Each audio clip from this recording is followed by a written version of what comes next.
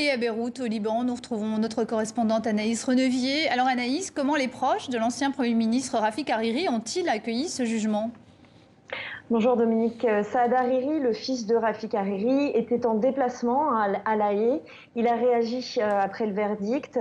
Il accepte la décision et dans son discours, il demande à ne pas pousser les Libanais à la confrontation. Écoutez sa réaction. Le tribunal a statué. Et au nom de la famille de l'ancien Premier ministre Rafik Hariri et au nom des familles des martyrs et des victimes, nous acceptons la décision du tribunal.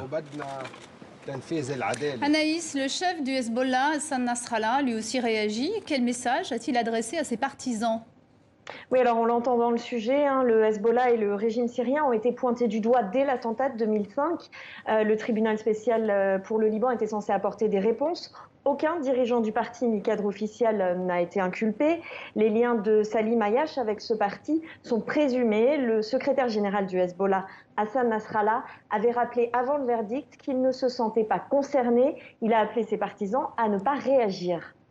Anaïs, vous êtes allée dans plusieurs quartiers de la capitale libanaise et il faut dire qu'après 15 ans d'attente, eh bien, les Libanais oscillent finalement entre indifférence et déception après l'énoncé de ce jugement.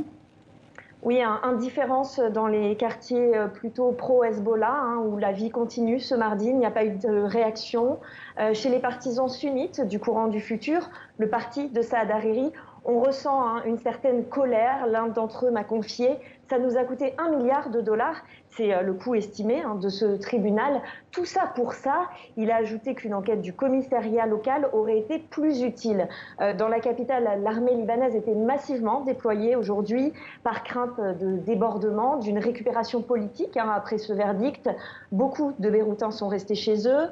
La ville était un peu vide, mais ce n'était pas inhabituel parce que depuis plusieurs mois, Beyrouth subit de plein fouet une crise économique, la pandémie Covid, et on le rappelle, la ville a été très meurtrie le 4 août dernier par l'explosion du port, explosion qui a dévasté plusieurs quartiers. Le verdict du tribunal spécial pour le Liban devait être rendu ce jour-là, il a été reporté à aujourd'hui. Et dans les quartiers dévastés, on m'a confié aujourd'hui qu'on avait d'autres problèmes à gérer. Merci.